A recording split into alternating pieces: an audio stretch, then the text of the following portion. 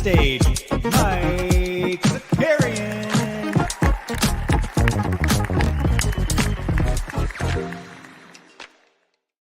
Yes, sir. What's up, everybody? Welcome back. What is it? Thursday? Feels like a Monday, kind of, but it also feels like Friday. I'm having a tough time. Good to be back. I hope everybody enjoyed some quiet time. You know, maybe you got into a new podcast. Maybe you got into the Calm app. I don't know. I don't know what you got to do, but I hope it was resetting. You know, resetting for everybody. But it's good to be back. We get basketball back tonight. I enjoyed we gone for All-Star game weekend, which we'll talk about, and then just had a couple of days to come back down. But here we are, we're back. Who do we got in the chat this morning? Sneeves was here at 4:07 in the morning. Sneeves, which begs the question. I just like, what's your sleep regimen looking like?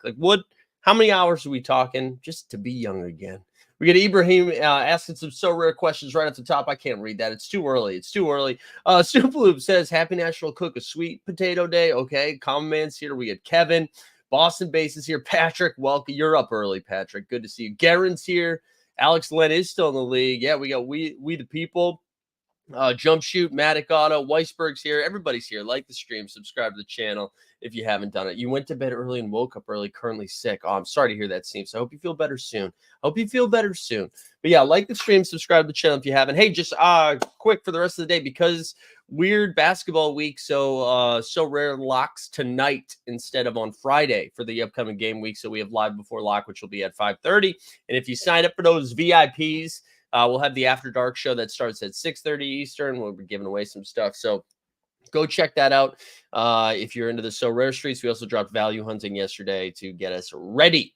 So there you go. That's the programming update. Tomorrow we'll just have the NBA bits.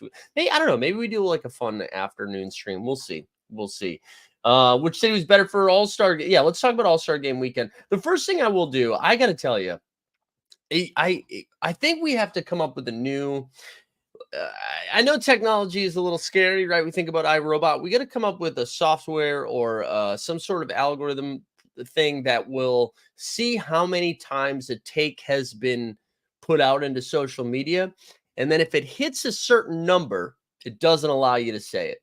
Because I think like everybody said the same thing just 4,000 times. And then when that happens, the pendulum almost swings, where now I feel like I'm like, you know what? I'm actually defending the All-Star game now because too many people have just like said the exact same thing. And it's annoying. It's just annoying. But I had a great time at All-Star game weekend. I think like anybody that went into, well, we've seen this now for, I don't know, 7 years, 6 years. Anybody that went in thinking like, oh my God, this game is going to be different, you're on drugs. There was nothing to point to that was like, oh, maybe they're going to try now. In the dunk contest, like anybody that was like, no, this dunk contest will be good. They had a G League guy in there. They had the second best guy in his family when the first best guy isn't that good anyways. They had Jaylen Brown, which, okay. And then Jaime Jaquez. What do we think was going to happen? Did anybody think that was going to be cool? The 3-point contest continues to be fun to watch. And the shootout was fun between Sabrina and Steph. But guys, it is a marketing tool for the NBA. That's what it is. And for those that have not been, it is Comic-Con. That it is Comic-Con for basketball people. But I had a great time. I had so much fun. Shout out to So Rare for making that happen. Also, I'll say this. I don't think Indianapolis is a bad city. A lot of people are going to dunk on Indy. Listen, it's not New York. It's not even Boston or in Austin or anything like that. But they had what was really cool about the downtown area. So, and I apologize if there are any Indy stands in the chat and I explained this incorrectly. On one end, at one end of the arena, one end of the downtown strip, right? There's like Lucas Oil, where like the Colts play. And then I would say it's like a 3/4 mile walk to Gainbridge. And just in between, it's just all different like bars and restaurants. And they had some cool activations, some cool pop-ups there. So if it was not 17 degrees, it would have been a little bit more enjoyable popping around. It would have been a little bit more enjoyable popping around. We the People says you enjoyed All-Star Weekend itself because you were there, or the event for the event itself. The decline in All-Star Weekend is concerning. Can you point to me, We the People, the All-Star games that are competitive and juicy in the other sports? You know, I mean, they play fucking flag football in the NFL. I just don't. I think it's just not going to be the same again, right? It's not going to be the same again. So I mean, the MLB, like, wait, you know, what do they do? What do they do? Um, but anyways, yeah. So Indianapolis, I had fun. I had fun. I had a really nice time at Indy. So if you are going out there, I mean, I wouldn't be like, oh man, I can't wait to take in the culture. But it was pretty cool. It was a pretty good time. Also good to see the No Dunk Show. No Dunk Show was pretty fun. Foot Locker had a cool, like I put this in the video we did yesterday or 2 days ago on the Team Hold Sports channel, which you should go check out. But Ant had a cool like activation with the Foot Locker. That was a pretty cool pop up. It was a really nice time. I had some good food. Volleyball says people are just mad that their props didn't hit. Well, we hit some props, baby. We hit some props. We crushed the Rising Stars game. Crush the Rising Stars game. Weisberg saying, I think the most interesting thing about the All-Star related is where the game's going to be played in the next 5 years. Okay, what part of that is interesting? Just that it's going to be in different places. How good was live No Dunk? Yeah, the No Dunk show was great. No Dunks, it was held at a cabaret, which not exactly where you expect to see No Dunks, but it had real Brooklyn comedy scene vibes to it, which was pretty good. So it was good. It was fun. They were really funny. It was an enjoyable time. I had to dip right at the end. I couldn't hang around with them afterwards. I had because it actually worked out well because in Salt Lake I was not able to go to the Rising Stars game. You had to go to like one or the other. And for this, because the Rising Stars game started so late, I was able to go to the No Dunk show and then right from there to Rising Stars. So Friday was a really busy day. I will say one of the funnier things that happened. So I checked it. I got in on Thursday night and I wasn't sure what the food scene would be. Also, for those that don't know, I stayed probably like 25 minutes outside of this like downtown area because hotels were like 650 a night when I was looking, which is brutal. So we stayed like 25 minutes outside. And when I got there, I was like, man, I'm not sure what they have for food around here. I'm not sure like how long it's going to be open, like how late things are going to be open. And so I get in there and I check into the hotel and I asked the front desk guy and I was like, hey, listen, do you have any food options around here? And he's like, oh yeah, there's this like Red Robin that's right outside. You can go there. That's open late. And then there's a place across the street that has really good food and a great view. And I was like, all right, perfect. That sounds good. So we go check in, come back down, I cross the street, go into the spot, and I walk in. And it was basically Indianapolis's version of Hooters. It was called Twin Peaks, and that's on me. I probably should have thought about why it was called Twin Peaks for a little bit longer. We're not really in a mountainous range. I just did not know how horny my front desk worker was. I thought I didn't see that coming. I did not see that coming from him. So that was pretty wild. But it was a funny start to the trip. Weird People says, to be fair, All-Star games used to be competitive. Dunk contests were entertaining. So you are saying there isn't a decline from the past, say Zach LaVine. No. I'm not saying that. I'm just saying it's not that it's a decline. It's just that it is a different thing. It's just like a different thing entirely. The NBA has turned it into just like marketing. That's all they just want. It's like for children. That's all it is now. It is for children. So I like the players definitely don't care. I'm not disagreeing with that. Yeah, I know. Out of control. It was out of control. No, I went solo, Snoop Loop. I went solo. It was pretty last minute, like so rare. They weren't sure if they were going until maybe like 3 weeks out. So it was pretty last minute. But it was cool to go. I met some of the you know who I met? Jacob Lowell. You guys remember Jacob Lowell? He deep in the Top Shot streets. Also, I had no idea. Big So Rare whale out there. So it was really cool to hang out with a lot of the So Rare VIPs and chat with them. I saw the infamous or famous, depending on where you land, the YNWA. But it was a really good time. John Dub. Yeah, dude, where were you, dude? Where were you, John? I was like just walking around like with one of those like airport greeters, just with like John Dub. Where are you? The only time players got to be seen on national stage 20 to 30 years ago was the All-Star game. Yeah, it is a little bit different. I will say wait, I'm catching the vibe. The best food in India is the buffet at the Velvet Turtle. No, it was The food was pretty good. The food, I had no qualms about the food. Went to a place called Kilroy's. Kilroy's was a good sports bar. You know what I did not anticipate? So Saturday morning, well, I wouldn't say morning. Saturday, I went with So Rare to shoot some like man on the street type stuffs, and it was 17 degrees. So we went inside to shoot it. And afterwards, we finished. It's probably like 2 o'clock. We're like, oh, let's go grab a drink. We'll grab some food. We go to Kilroy's. It was wall to wall packed. And when they go to, like, they check your IDs when you come in. And as they're checking IDs, they're like, you want to start with the Jello shot? I thought this, I was like, one, I didn't know people were still actively pursuing Jello shots outside of a college dormitory. I didn't know that was something that was happening in the wild. And for not only that to be right next to the guy checking the IDs, it was like they barely had looked at it yet. And it was like, pop, it's in. I did not take one though. I did not take one. But Kilroy's was, but it was bumping, and I forget like college basketball is like a religion out there. So people were very excited for the Purdue game, and I believe Purdue lost to Ohio State. People were really worked up about that. It was pretty fun. We had a good time. We had a really good time. Yeah, I saw this that the NBA came out and said new requirements are 7,250 hotel rooms in at least 3 5-star hotels, convention center of 650K. I will say, you know what was way better was the convention center situation was way better in Indy than it was in Utah. Like people weren't waiting outside. They weren't waiting outside. Yeah, it was pretty cool. It was cool. I forget, like, again, being from the Northeast, we had Boston College, and like that was it, really. You just became a UConn fan, but there's still not the same fervor in like the Boston area for UConn hoops. So it was cool seeing like everybody was really jacked up.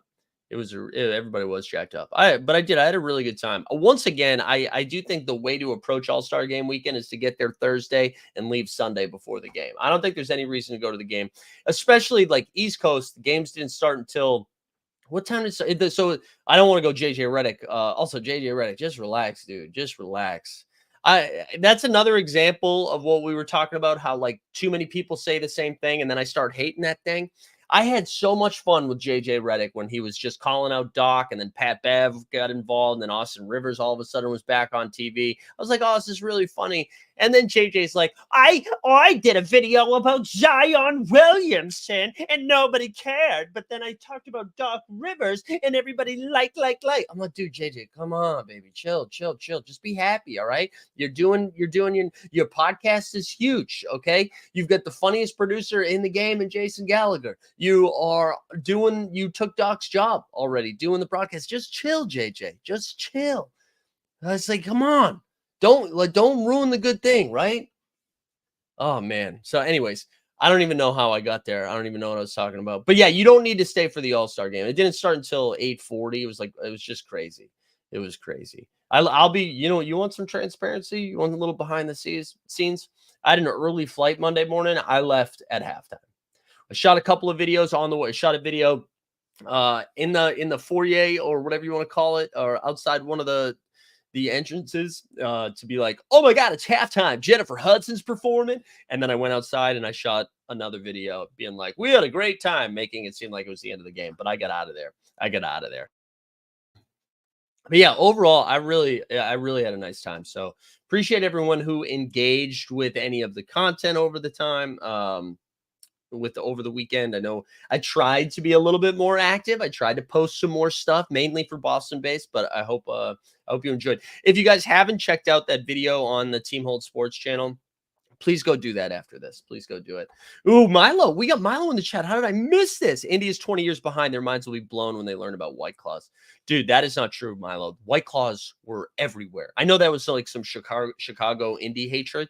There were White Claws everywhere. There's a lot of White Claw energy. I didn't find anything that, oh no, there was one beer that I had that was that felt Spacecraft. It's called Spacecraft. I forget the brewery that it was from. That seemed like it was good. We the People says Gilbert said get rid of All-Star Weekend altogether. Yeah, I guess. I mean, like I think it is fun. I think it's like a fun event. But honestly, it's just like it's Summer League condensed a little bit more. Like it's Summer League if you took out the games. But I don't know. I had a really good time. But again, if you are just checking it out on TV, I totally get it. I totally get that. Like I probably would have watched the 3-point contest. The Sabrina versus Steph shootout was the best part of all of it.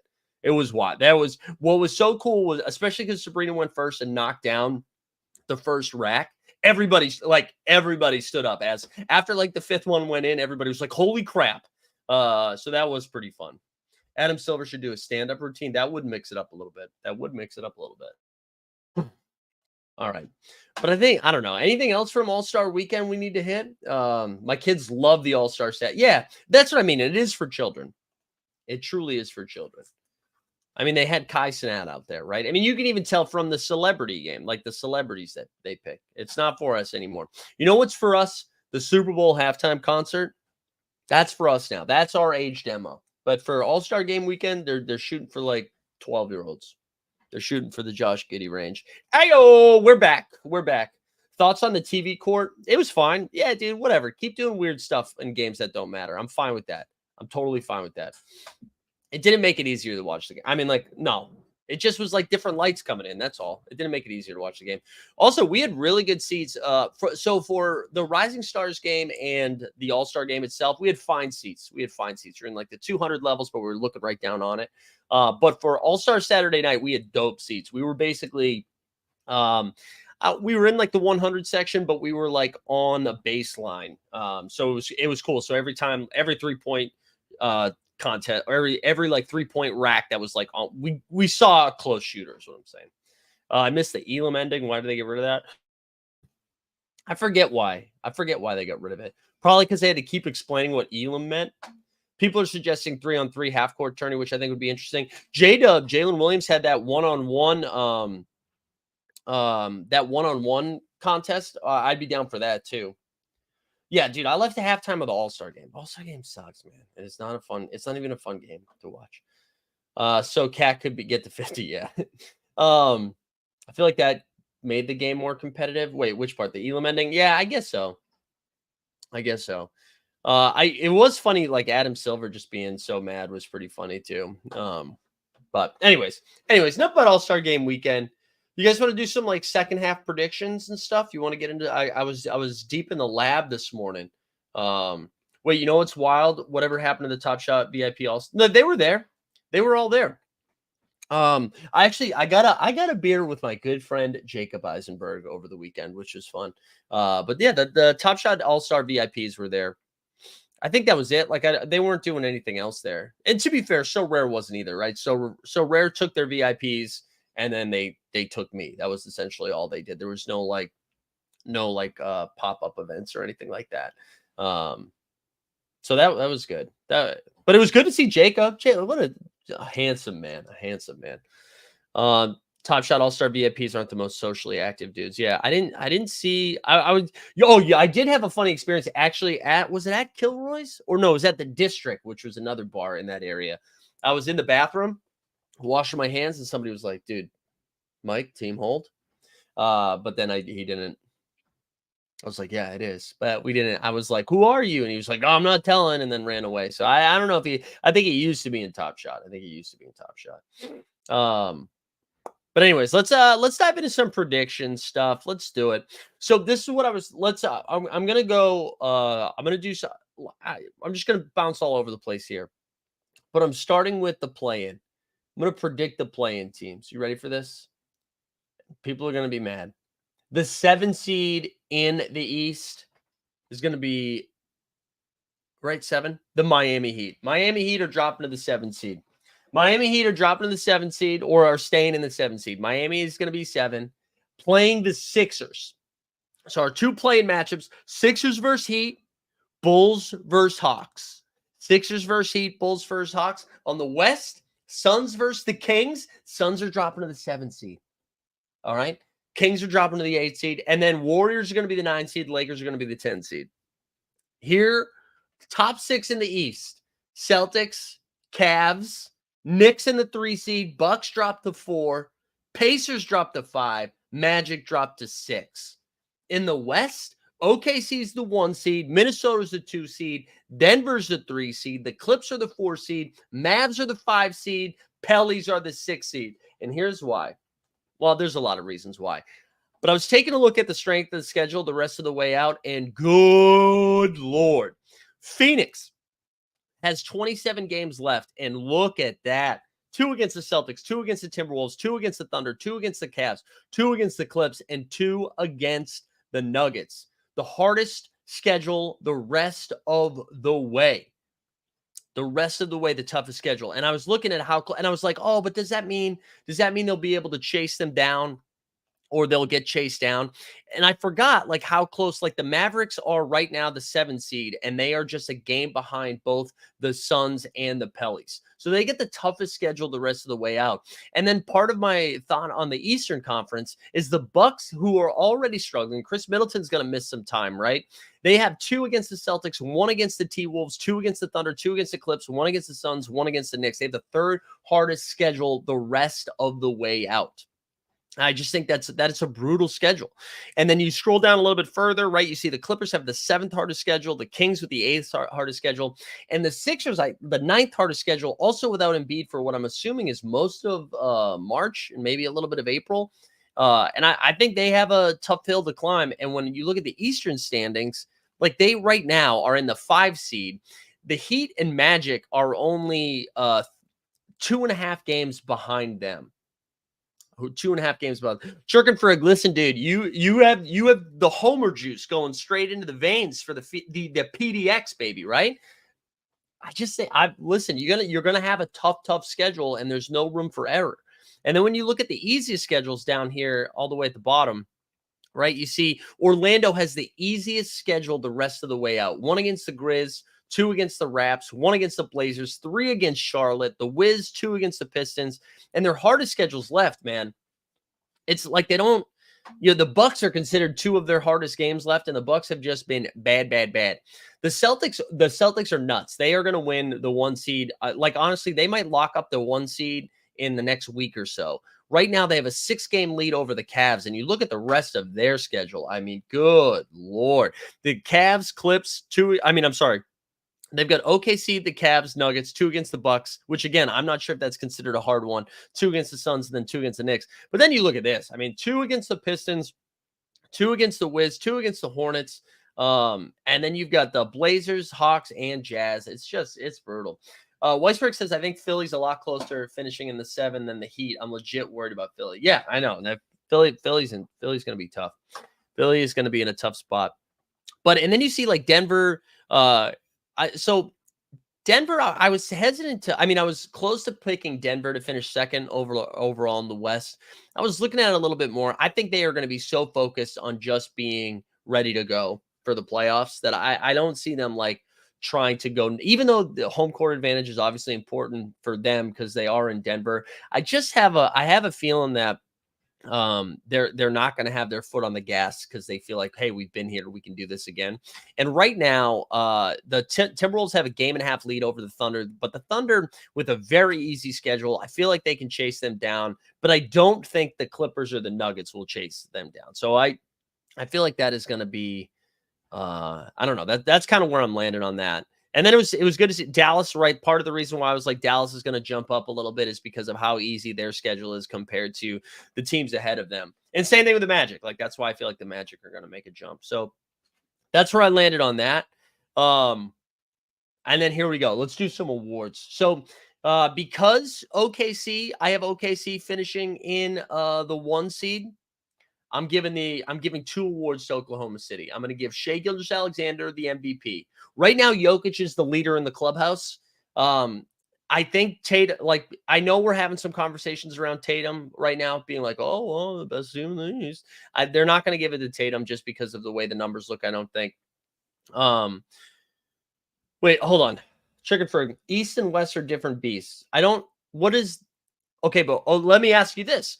What does the first half of your sentence have to do with the second half of your sentence? East and West are different beasts. Suns will fine-tune last 20 games and will be the 4 seed. I don't know how those things go together. But I wouldn't be shocked if that is the case, but I haven't seen Phoenix. I haven't seen enough from Phoenix. They can't stay healthy, man. People are missing games left and right. There we go. 14 months of meteoric takes. There you go. But yeah, I think OKC is going to finish with the 1 seed. So give me Shea Gilgeous-Alexander for the MVP, and then give me Coach Dagnall for Coach of the Year. I think they're both going to get those. Unfortunately, I am going to have to take an L on my Rookie of the Year take because the Chet Holmgren thing has been fun. I think almost every single year for the last 10 years, he probably would have won Rookie of the Year. But Wemby's insane, man. That 10-block triple-double. I also think Wemby's numbers are just going to continue to go through the roof because clearly Pop is now, they're pivoting to playing him at the 5 a little bit more. They're extending his minutes. He's playing some back-to-backs. I just think Wemby is going to just put up we're going to have like 3 or 4 more games where we're like, holy shit. So Wemby's going to win the Rookie of the Year, even though that bet looks sick. Dallas Mavericks, I said, are not going to make the play-in game. They're going to be in the top 6. So I'm giving Timmy Hardaway Jr., even though the common man's going to hate this probably, I'm giving Tim Hardaway Jr. the 6th man of the year, mainly because I think 6th man is like wide open. I think Malik Monk is in consideration for sure. But I think because they're finishing a little bit better in the standings, I'm giving it to Timmy Hardaway Jr. And he's got like 2nd or 3rd best odds. And then, Matt Agato says, when standing desk energy? Soon, dude. Soon, because we ran into some problems. I need a second person to put it together. Because I have to, it's like uneven because of the drawer that we had to, there's a drawer component to it. So it's not lying flat on its back. And I have to have it like propped up a little bit while I screw in the desk to the frame. So it is a 2-man job. You were right. Honestly, I just should have paid like 30 extra bucks to have somebody build it. Honestly, I should lean into being a beta. You award Timmy, but you don't award Luka that as far as superior numbers to Shea. Yeah, because they're going to be 5 or 6 seed, and OKC is going to be the number 1 seed in the West. I feel like you can see that difference, right? But yeah, I'm going to give it to SGA, and then the most improved player. This is what I think I'm going to say. So I know everyone's going to say it's Maxey. I kind of want to give it to Kobe White. I'm going to give it to Kobe White from the Chicago Bulls. The Chicago Bulls. I'm giving it to Kobe White. So there you go. One more time. MVP SGA, Coach Dagnall, most improved Kobe White, Rookie of the Year, Wembanyama, and then the 6th man of the year, Timmy Hardaway Jr. All right. Defensive Player of the Year. I didn't do it's going to Rudy. Defensive Player of the Year is going to Rudy. All right. Here we go. The Eastern Conference Finals. The Boston Celtics, as the 1 seed, will be squaring off in a 6-game series with Bing Bong, the New York Knicks. It's going to be Celtics-Knicks Eastern Conference Finals. All of the 1980s basketball fans are going to be rock hard as we're bringing back the rivalry between the Beantown Boys and the Bing Bong Boys. It's going to be fun. Celtics and Knicks. Celtics in 6. I think Knicks are going to be built for the playoffs. I think they're going to be feisty. I think they're going to play a lot of close games. They got a lot of dogs in them. They're getting Mitchell Robinson back. They're getting Hartenstein back. I kind of wanted to pick them to be the 2 seed, but they lost too many games down the stretch. I think it's going to, because of the injuries, I think it's going to be hard to come back. But give me Knicks and Celtics. I'm just not buying the Bucks at all. I mean, yeah, Knicks and Celtics. I'm just not buying the Bucks at all. And then give me the Celtics in 6. I know Boston Base is like saying a bunch of sweep stuff. Can the Knicks? I'm assuming you're saying, can the Knicks go to the conference finals without Randall? Listen, it's not our normal Randall. You know what I'm saying? Because it's going to be where's the drop? It's not regular season Randall. Regular season Randall. Postseason Randall. I think that I don't trust Donovan Mitchell and the Cleveland Cavaliers in the playoffs. I don't trust Milwaukee right now. I think the Pacers and Magic are a year too early. And I don't think the Heat is the same team this year. And listen, I'm excited for Stan Loves to catch up on this. It would be like clown. But that's where I'm at. All right. Western Conference. It's going to be the Nuggets versus the Oklahoma City Thunder. Nuggets versus the Oklahoma City Thunder in the Western Conference Finals. I think it's going to go pretty rock, chalk, Jayhawk, though. I think OKC is going to win their first round matchup. They're going to play the Clippers in the second round. I think they'll beat the Clippers. And then we're going to have Nuggets and Timberwolves in the second round. I think the Nuggets are going to square off. I think they're going to get through. And then give me Denver. Give me Denver over OKC. I haven't figured out how many games. Denver over OKC. And then it's going to be Celtics in 6 for the finals. Raise Bannon, number 18, kid. Celtics in 6, motherfuckers. That's what it's going to be. That's what it's going to be. There you go. Celtics in 6. There we go. See you, Boston Base. I hope you heard that part at least. Who loses in the Western Conference playing games? Oh, that's fun. I think the Warriors are going to come out. Warriors look feisty. Who did I have in the play-in? So, Warriors and Suns. Warriors and Suns are going to be the two. So, Warriors are going to beat the Lakers, and then they're going to play the Kings in the second matchup. And then Suns are going to be the 7 seed. Suns Timberwolves, though, that would be a fire. That's going to be fire. Sixers versus Heat. I'm going to take the Heat.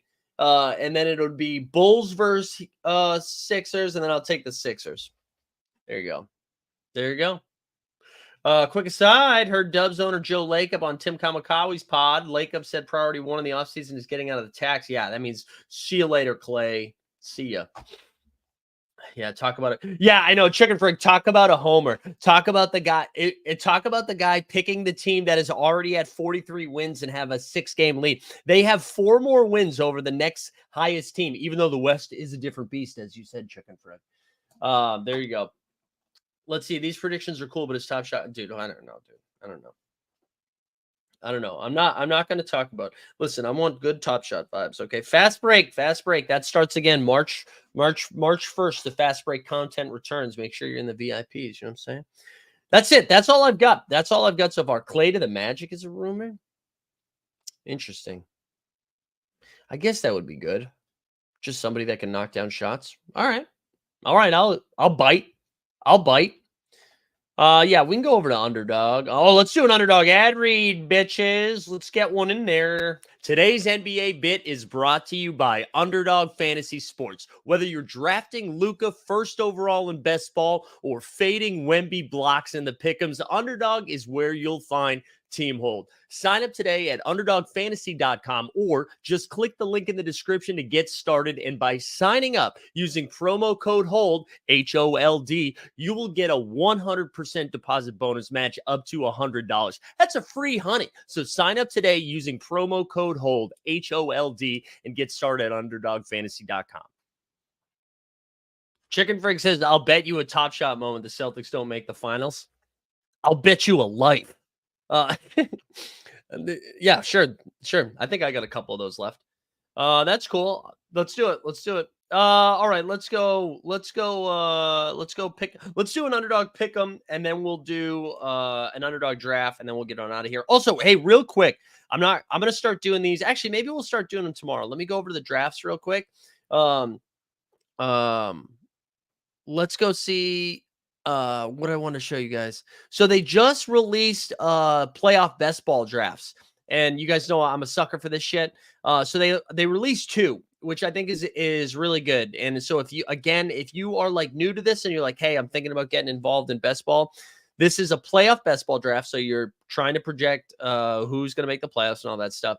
But they have 2 of them. They have one that's a dance, that's a $10 entry, and it's $50K to first. You have to like win your groups each round to progress. But they also introduced a $3 little dance, which is a 20 entry max, which I love. That means you're not going up against people who are entering 150 of them, but it's only $3. It's $2K to first. And it's a pretty flat payout structure. So if that's something you're into, that's definitely, and it's the first time you're doing it, definitely check out the little dance. All right, let's go over to the pick'ems. Let's see what we can find for tonight. For tonight is the night when to become one. Wow, Tyrese Maxey 3.25x double tonight. We're not going to mess with that though. Let's go. Oh man, Buddy Hield's been kind of on one here. Again, let's go over 16.5 on points on Buddy. Let's go over 16.5 points on Buddy. I kind of like that. Man, Underdog's been putting way more juicy, spicy margs in here. Way more. Hartenstein's back. Let's go Hartenstein double. Hartenstein's a rebounding machine. Unless we got word that he's on a minute restriction, but I haven't heard anything about that. Cleveland against Orlando, I'm probably not messing with too much. Unless Evan Mobley has a block. Does he have a block thing? Let's do Mobley block. Orlando plays down low a bunch. I remember doing this with Wemby, where it's they don't do a lot of outside shots. They don't do a lot of outside shots. And then Luca and Booker, says Weisberg. All right, let's do Luca. Man, it's so finicky on desktop. So double 0.7x, 2.25. Oh, you know what? Let's do a Luca drop first. We got to try to win back the common man after I didn't say Luca was MVP. Luca magic.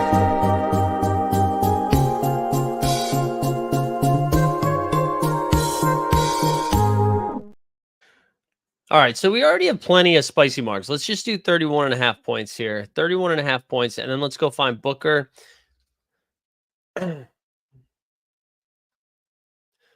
Maybe just 37.5 points, rebounds, and assists.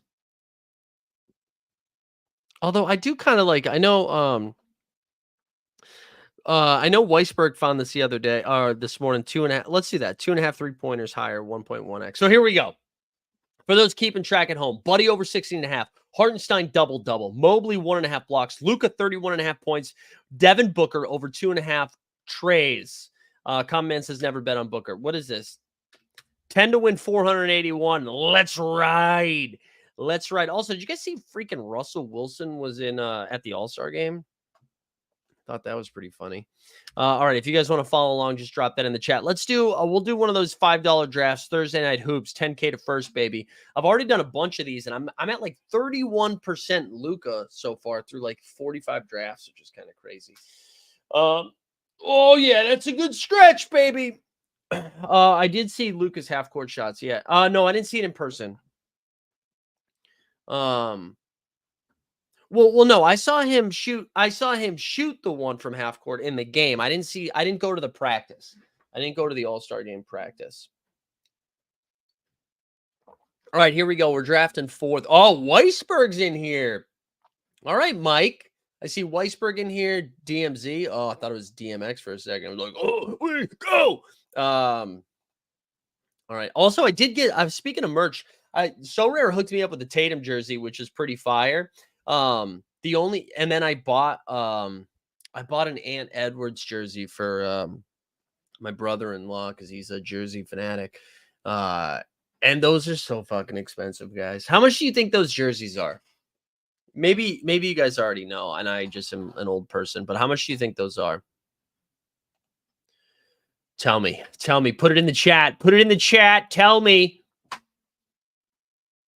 There's so much. All right, Jump Shoot says 200. Steve says 125. Did any other guesses come in? They were 150. So dumb.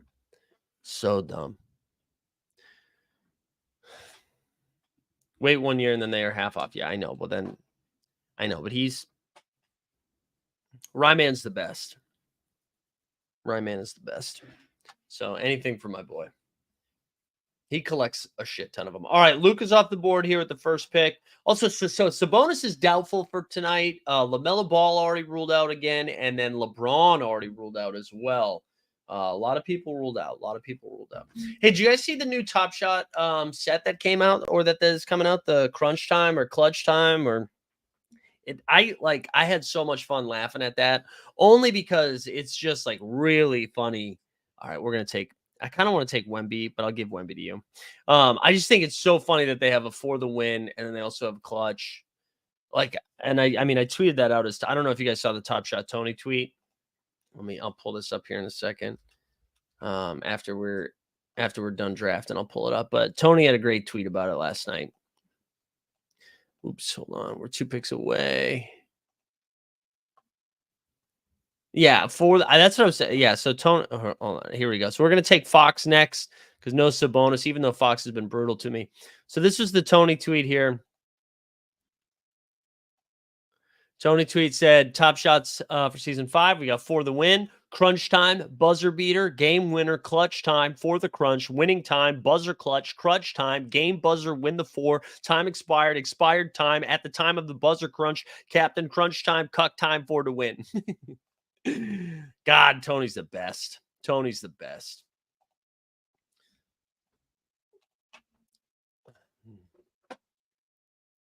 I love Tony. Tony can just go dormant for like 2 months and then come back and just say some crazy stuff. It's good. Made fun of Board to Buckets the other day. Or I guess I didn't make fun of him. YouTube user said you need to order a standing desk. Yeah, I mean, I'm sitting right now for sure, but so hopefully sometime before January of 2025, I've got this bad boy set up.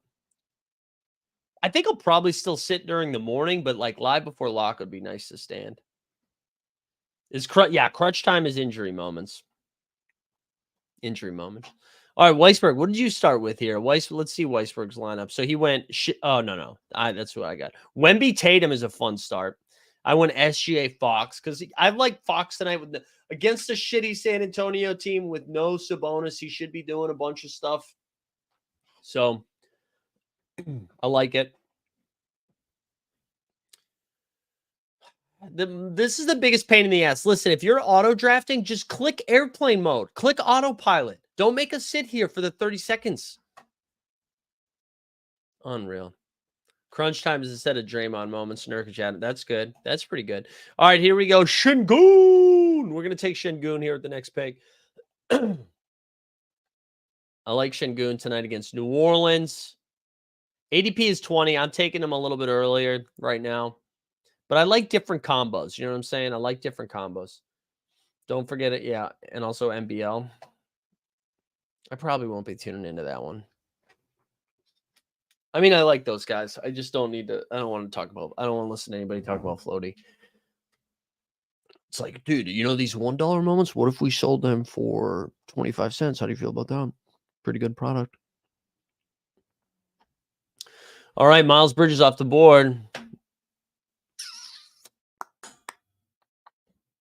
I kind of want some more Jamal Murray here, but he might still be here the next time I make a pick. All right, Zion. Welcome aboard, Zion. Especially maybe no Ingram. Point Zion all day long.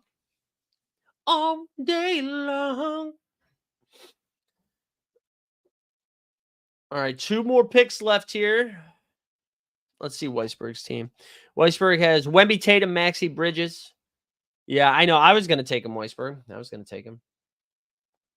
No, I know he is. I helped him get that sponsorship. Remember that show when I was like, are you not sponsored by Floaty? What are you doing? No, Tandy should absolutely get the bag. Yeah, Patrick, we are planning on doing a show. You know what we might do this year, though? So, and this is not to take money from you guys, but to offset, because like part of the oversubscribed fundraise was so that we could do the live shows. And one of the things that we're going to do this year, I think, is do like a $5 ticket, unless we get a sponsorship for the show, which I am working on. But if we get, what we might do is like $5 gets you into the show, like $10 will get you part of the happy hour too, or something I don't know. I'm still figuring it out, but we're definitely doing a live show. The venue is like for the venue itself is like $1,000. I think we ended up spending $2,500 total. It was like $1,000 for the live show, and then it was like $1,500 for the happy hour. Oh, Maddie, those are free, baby. Those are free. But yeah, I'm still figuring it out. But we're definitely gonna do a live show. I'm all booked too. I'm so pumped. I'm so pumped for it. Hold on, we're on the clock here. We'll take Siakam. I'm really excited for it. I already booked everything. I also got a great deal. I think my hotel. So I ended up booking the hotel for an extra couple of nights because it saved me like $400 total. It was nuts. If I booked just for the weekend, it was like $1,100. I get in Thursday and then I check out Tuesday now, and it was like $680 for the weekend, or for like that whole time. And part of it is because of my rewards program, I think, but it's a great deal. And then I might just leave. I might just like check out Mobley and like leave on Monday because I don't need to be there that long. But yeah, I'm really excited. We'll do a live show again. We're gonna do yeah, I get some thoughts. I get some thoughts. Hopefully we won't have to do like a ticket thing. I was just thinking, what's an easier way for me to get a feel for how many people are going to be at the show, and also I don't know. Also might try to do it early. Yeah, we'll see. Anyway, we'll talk offline.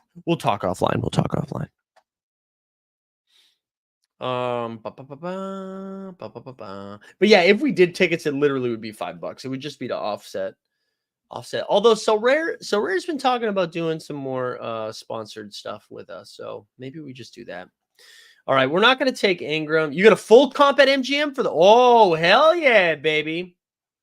Are they doing a Nine Lives Lounge tour? I have no idea what that is.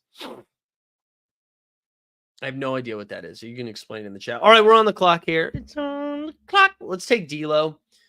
All right, our final roster: SGA, Fox, Şengün, Zion, Siakam, D'Lo, Weisberg, Wemby, Tatum, Maxey, Bridges, Porzingis, and Jared Allen. Yeah. Wait, that's hilarious. How many people are left in the Nine Lives Lounge? Like, what does that even look like? All right. Who did somebody tweet about it? Where are they going? Sorry, sponsored by So Rare, baby. What was the I feel like what was that movie? I feel like this is a look from a movie. All right, hold on. Nine Lives Lounge. I'm gonna see if I can find it. Do they have their own Twitter account? Can I find it here? Man, you fucking dorks. All right, let's see. No, I can't find anything here. I don't even see any like recent tweets from them either. Anyways, whatever. We'll make fun of that later, I guess. All right, we're gonna call it there. Hey, we're back, baby. We're back. All right, live before lock, 5:30 tonight. If you're a VIP, we get the After Dark right after that. Tomorrow, we'll be back with the NBA bit, and we'll have some actual basketball to talk about. No more JJ Redick takes. Have a lovely Thursday. See you tomorrow or tonight. Who knows?